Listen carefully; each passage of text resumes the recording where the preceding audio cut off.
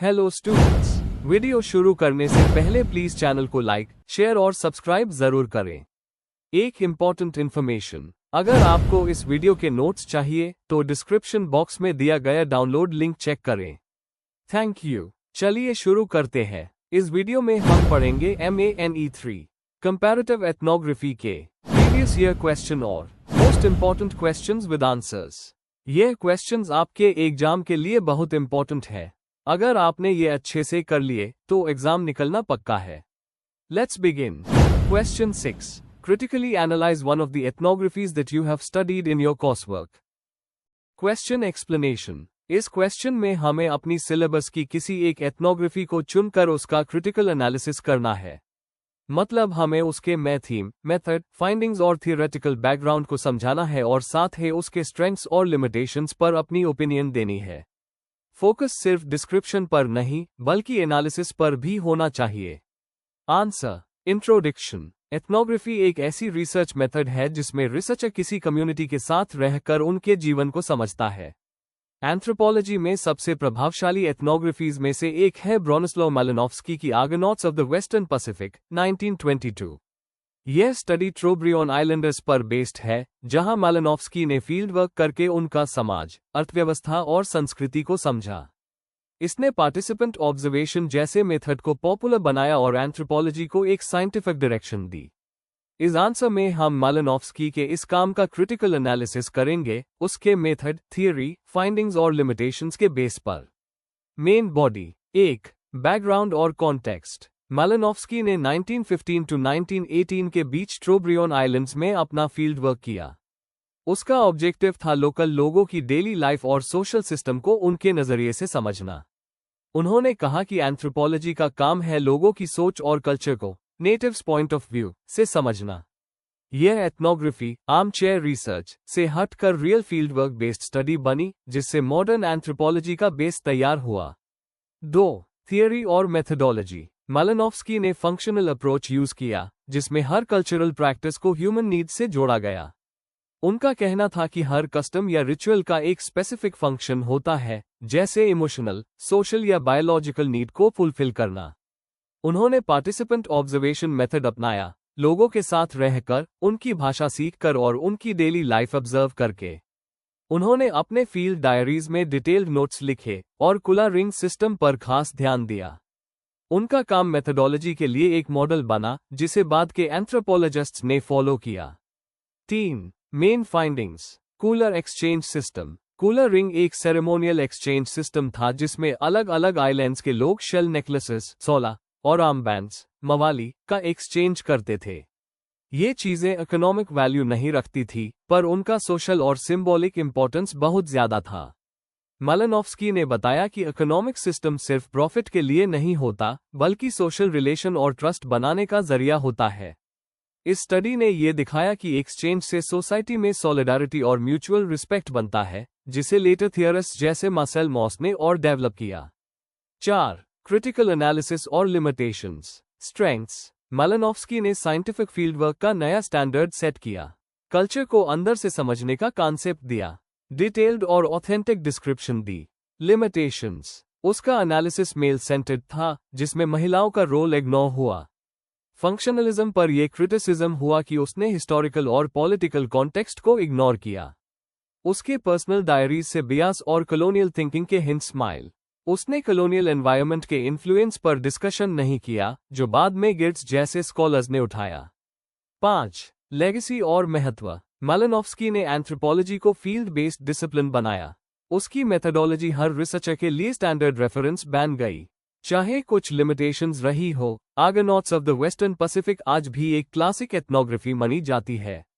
इसने future thinkers को inspire किया जिन्होंने इंटरप्रेटिव और पोस्ट कॉलोनियल एंथ्रोपोलॉजी को आगे बढ़ाया। कंक्लूजन। अंत में कहा जा सकता है कि मालिनोव्स्की का आर्गोनॉट्स of the western Pacific anthropology के इतिहास में एक टर्निंग पॉइंट था। इसने प्रैक्टिकल फील्ड वर्क को इंपॉर्टेंस दी और सोशल लाइफ के नए डायमेंशंस खोले। हाँ, कुछ कमियां थी, जैसे जेंडर बायस और रिफ्लेक्सिविटी की कमी, लेकिन इसका योगदान अब भी अमूल्य है। If you need the notes of this video, there is a download link in the description box. Be sure to check it out. Thank you. Question 7, Summarize what the term macho implies in the ethnography. The meaning of macho being a man in Mexico City. Question explanation. यह question हमें बताता है कि मैचो शब्द का मतलब क्या है, जैसे मैथ्यू सी गुटमन ने अपनी ethnography the meaning of Macho being a man in Mexico city में एक्सप्लेन किया है। इसमें हमें यह समझाना है कि मेक्सिको के समाज में मैचो होने का क्या अर्थ है और कैसे ऑथर ने पुराने स्टेरियोटाइप्स के खिलाफ एक नई सोच दी है। आंसर। इंट्रोडक्शन। मैचो शब्द को अक्सर हाइपर मैस्कुलिनिटी, कंट्रोल और डोमिनेंस के साथ जोड़ा जाता है, लेकिन मैथ्यू सी गुटमन की ethnography the meaning of Macho being a man in Mexico city 1996 इस कॉन्सेप्ट को एक नए नजरिए से समझाती है। उन्होंने दिखाया कि हर मैक्सिकन आदमी अग्रेसिव या अथॉरिटेटिव नहीं होता। मेक्सिको सिटी के वर्किंग क्लास एरिया में उन्होंने देखा कि मर्दों की जिंदगी इमोशनल, केयरिंग और कॉम्प्लेक्स है। उनका काम बताता है कि मकिज्मो एक बदलता हुआ सोशल रोल है जो समाज, क्लास और कल्चर के हिसाब से शेप लेता है। Main body. 1. मकिज्मो का सामाजिक संदर्भ। गुटमन कहते हैं कि मैस्कुलिनिटी एक सोशल कॉन्स्ट्रक्ट है, बायोलॉजिकल नहीं। वेस्टर्न रिसर्चर्स ने मकिज्मो को नेगेटिव स्टेरियोटाइप बना दिया, जैसे मैक्सिकन मर्द हमेशा वायलेंट और कंट्रोलिंग होते हैं। लेकिन गुटमन ने फील्डवर्क में देखा कि मेक्सिको सिटी के मर्द अपने परिवार के लिए केयरिंग और रिस्पॉन्सिबल है।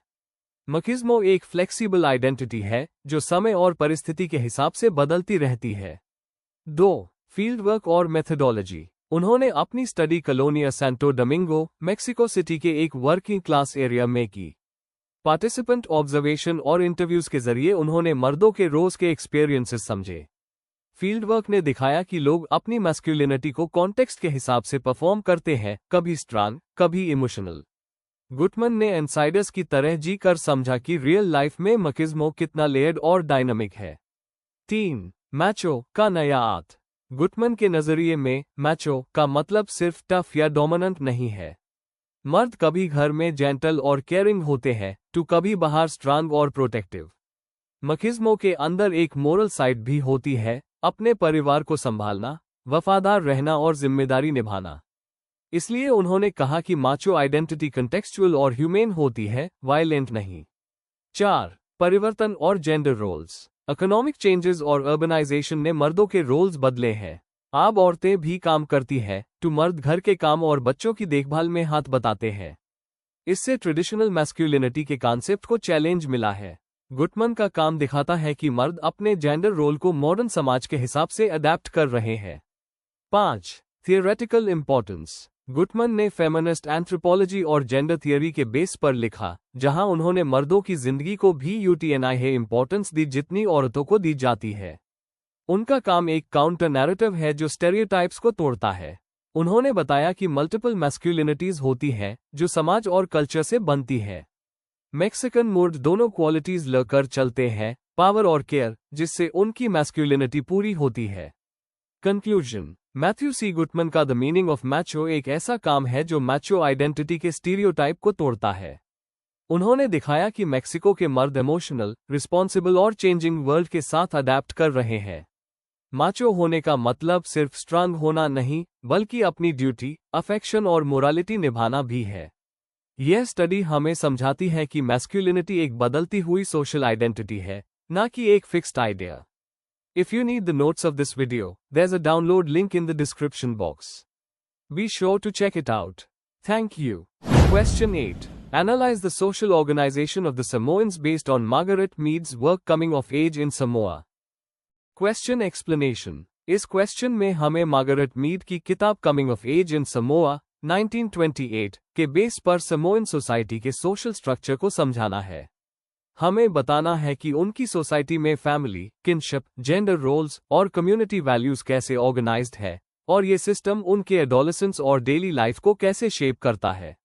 आंसर। इंट्रोडक्शन। मार्गरेट मीड का coming of age in Samoa anthropology की एक क्लासिक एथनोग्राफी है जिसमें उन्होंने समोअन लोगों की जिंदगी और उनके सामाजिक संगठन, सोशल ऑर्गेनाइजेशन का अध्ययन किया।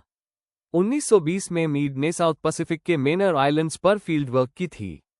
उनका मेन ऑब्जेक्टिव था देखना कि एडोलेसेंस, यूथ फेज की इमोशनल प्रॉब्लम्स हर कल्चर में होती हैं या सिर्फ वेस्टर्न सोसाइटीज में। उन्होंने पाया कि समोइन सोसाइटी में किनशिप और कम्युनल लिविंग के वजह से लोगों का लाइफ ट्रांजिशन बहुत स्मूथ और स्ट्रेस फ्री होता है। Main body. 1. समोइन सोसाइटी का structure. Samoan society extended family system aiga पर बेस्ड है, जो उनकी में सोशल यूनिट है। हर आइगा का एक लीडर होता है जिसे माटी कहा जाता है, जो डिसीजन मेकिंग और डिस्प्यूट्स को हैंडल करता है। माटी टाइटल सर्विस और मेरिट के बेस पर मिलता है, सिर्फ हेरेडिटी पर नहीं। हर विलेज में कई आइगा मिलकर एक स्ट्रॉन्ग कम्युनिटी बनाते हैं, जिसमें कोऑपरेशन और रिस्पेक्ट पर जोर दिया जाता है। एग्जाम्पल, मीड ने लिखा कि समोइन लोग कंपटीशन से ज्यादा कोऑपरेशन को वैल्यू करते हैं, इसीलिए सोसाइटी में पीस और बैलेंस बना रहता है।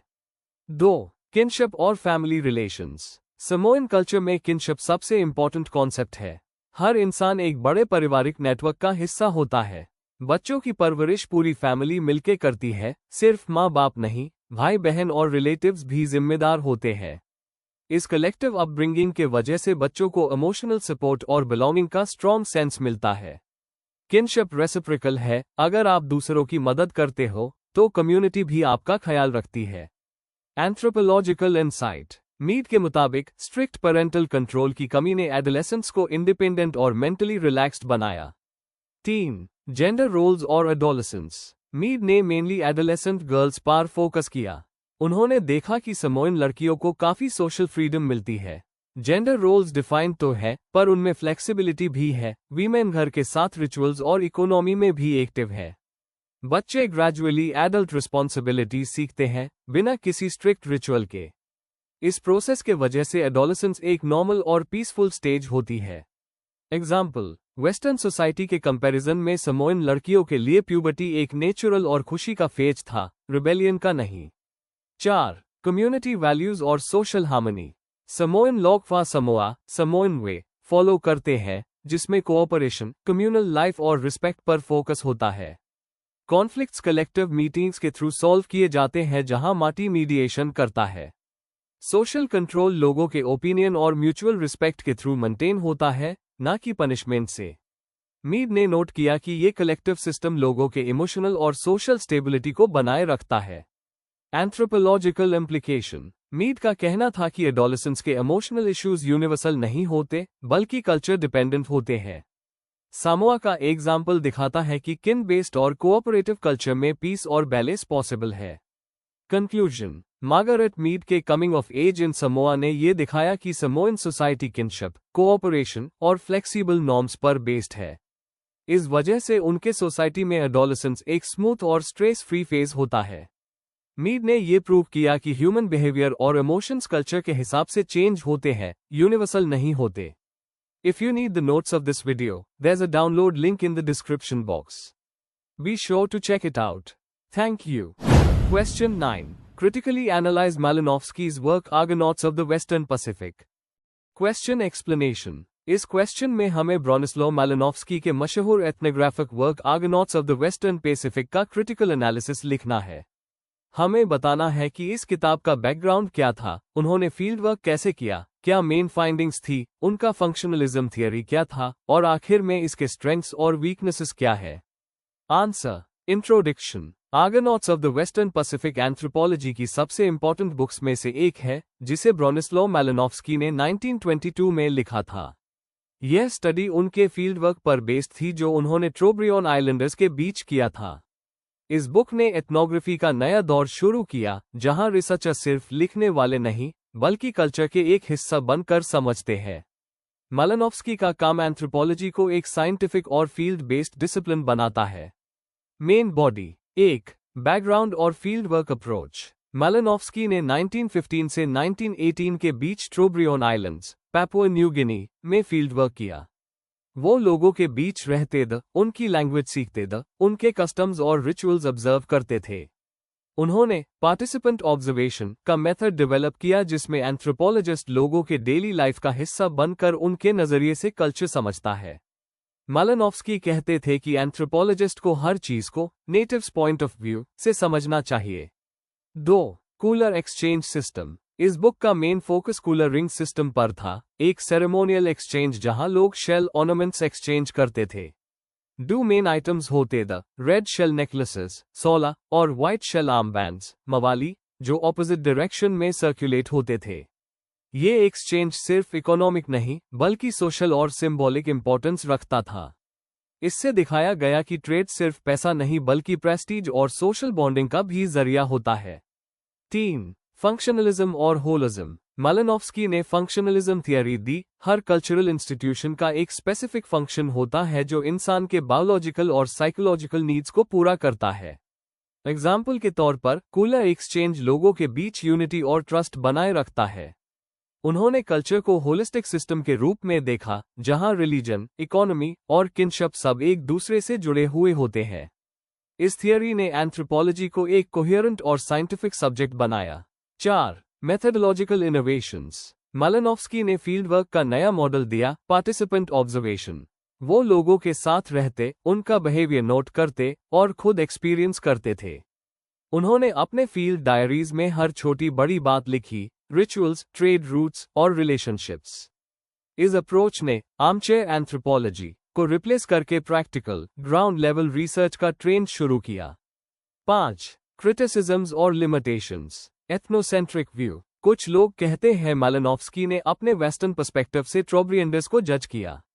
Gender bias. उनका फोकस मेनली मेल एक्टिविटीज पर था, विमेन्स रोल को उन्होंने कम हाईलाइट किया। फंक्शनलिज्म की लिमिटेशन। इस थियरी में हिस्टोरिकल और पॉलिटिकल एस्पेक्ट्स को इग्नोर किया गया। Field diaries controversy. बाद में उनके डायरीज पब्लिश होने के बाद उनके कुछ पर्सनल बायसेस सामने आए, जिससे उनकी ऑब्जेक्टिविटी पर सवाल उठे। इन सब के बावजूद उनका मेथडोलॉजिकल अप्रोच एंथ्रोपोलॉजी के लिए एक स्टैंडर्ड बन गया। 6. लेगेसी और इन्फ्लुएंस। मालिनोव्स्की का काम मॉडर्न एथनोग्राफी का फाउंडेशन है। उनके बाद के एंथ्रोपोलॉजिस्ट्स जैसे रेमंड फर्थ, लीच और क्लिफोर्ड गेट्स ने उनके आइडियाज को और आगे बढ़ाया। फील्ड वर्क, ऑब्जर्वेशन और डिटेल्ड डेटा कलेक्शन पर उनका जोर आज भी एंथ्रोपोलॉजी की जान है। फंक्शनलिज्म के कुछ एस्पेक्ट्स आउटडेटेड हो गए हैं, लेकिन आर्गोनॉट्स of the western Pacific app भी एक क्लासिक टेक्स्ट बुक है। कंक्लूजन। मालिनोव्स्की का आर्गोनॉट्स of the western Pacific anthropology में एक टर्निंग पॉइंट था। उन्होंने कल्चर को समझने का एक नया तरीका दिया, डायरेक्ट फील्ड वर्क और पार्टिसिपेंट ऑब्जर्वेशन के जरिए। उनका फंक्शनलिज्म और होलिस्टिक अप्रोच ने एंथ्रोपोलॉजी को एक साइंटिफिक डिसिप्लिन बनाया। आज भी उनका काम एक इंस्पिरेशनल और फाउंडेशनल टेक्स्ट माना जाता है। If you need the notes of this video, there's a download link in the description box. Be sure to check it out. Thank you. Question 10. Write short notes on any two of the following. A. Victor Turner. B. Mer. C. Sacred Ecology. D. House of Landlords. Question explanation. इस question में हमें दिए गए 4 topics में से किसी 2 पर short पर डिटेल्ड नोट्स लिखने हैं।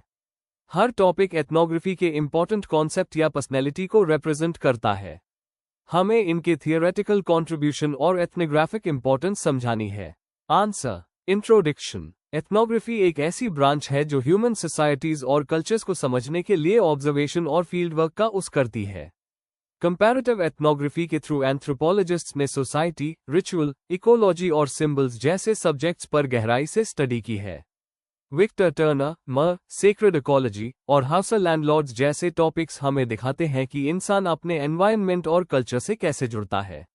Main body. A. Victor Turner. Victor Turner 1920 to 1983 एक ब्रिटिश एंथ्रोपोलॉजिस्ट थे जिन्होंने रिचुअल्स और सिंबल्स पर काम किया। उन्होंने समझाया कि रिचुअल्स सोसाइटी के स्ट्रक्चर को मेंटेन करते हैं। मुख्य योगदान। रिचुअल और सिंबलिज्म। टर्नर ने लिमिनालिटी कॉन्सेप्ट दिया, रिचुअल के बीच का स्टेज जहां लोग पुरानी रोल छोड़कर नए रोल के बीच होते हैं। कम्युनिटास। उन्होंने कम्युनिटस का आइडिया दिया जिसमें लोगों के बीच इक्वालिटी और यूनिटी का फील होता है। Works. The forest of symbols और द रिचुअल प्रोसेस उनकी मशहूर बुक्स हैं, जिसमें उन्होंने नदेम्बू लोगों के रिचुअल्स एक्सप्लेन किए। प्रभाव। उनका काम सिंबॉलिक एंथ्रोपोलॉजी का फाउंडेशन बना, जहां रिचुअल्स को सोशल मीनिंग्स के साथ समझाया गया। बी. मर। म्यो का काम मॉडर्न एथनोग्राफी में डेवलपमेंट और ग्लोबलाइजेशन के कॉन्टेक्स्ट में बहुत इंपॉर्टेंट माना जाता है। की आइडियाज। पावर और आइडेंटिटी। म्यो दिखाते हैं कि कैसे लोकल कम्युनिटीज अपनी आइडेंटिटी और पावर को ग्लोबल सिस्टम्स के बीच बैलेंस करती है। Field work approach. उनका अप्रोच थियरी और प्रैक्टिकल ऑब्जर्वेशन दोनों को जोड़ता है। रेलेवेंस, म्यो का काम मॉडर्न वर्ल्ड में किनशिप, अथॉरिटी और कल्चरल चेंज समझने में मदद करता है। इम्पैक्ट, उन्होंने कंपैरेटिव एथनोग्राफी को ग्लोबल डायमेंशन दिया जिसमें लोकल और ग्लोबल दोनों एक साथ समझे जाते हैं। सी, सेक्रेड इकोलॉजी, सेक्रेड इकोलॉजी का मतलब है इंसान और नेचर के बीच का स्पिरिचुअल और cultural relationship. Main concepts, nature और कल्चर का इंटीग्रेशन। सेक्रेड इकोलॉजी बताता है कि इंडिजिनस कम्युनिटीज नेचर को सेक्रेड मानती है। फिक्रेट बर्क्स, इस कॉन्सेप्ट को फिक्रेट बर्क्स ने पॉपुलर किया और ट्रेडिशनल इकोलॉजिकल नॉलेज (TEK) को एक्सप्लेन किया। एग्जाम्पल्स, नेटिव अमेरिकन्स और इन्यूइट लोग नेचर को एक मोरल और सेक्रेड सिस्टम के रूप में देखते हैं। सिग्निफिकेंस, यह कॉन्सेप्ट वेस्टर्न मटेरियलिज्म के अपोजिट एक सस्टेनेबल और रिस्पेक्टफुल व्यू देता है जिसमें नेचर और इंसान दोनों एक इकोसिस्टम के पार्ट होते हैं। डी, हाउसा लैंडलॉर्ड्स, हाउसा लोग नाइजीरिया के नॉर्थ रीजन में रहते हैं और उनका सोशल स्ट्रक्चर लैंड और रिलीजन पर बेस्ड है। की पॉइंट्स, लैंड और अथॉरिटी, लैंडलॉर्ड्स के पास जमीन होती है और टेनेंट्स उनके अंडर काम करते हैं। सोशल और रिलीजियस रिलेशंस, इस्लाम का इन्फ्लुएंस लैंड और सोसाइटी के सिस्टम में बहुत स्ट्रांग है। मॉडर्न चेंजेस, अर्बनाइजेशन और माइग्रेशन ने ट्रेडिशनल लैंड सिस्टम को चेंज कर दिया है। इंपॉर्टेंस, हाउसा लैंडलॉर्ड्स का स्टडी बताता है कि कैसे रिलीजन, इकोनॉमी और कल्चर मिलकर सोशल ऑर्गेनाइजेशन बनाते हैं।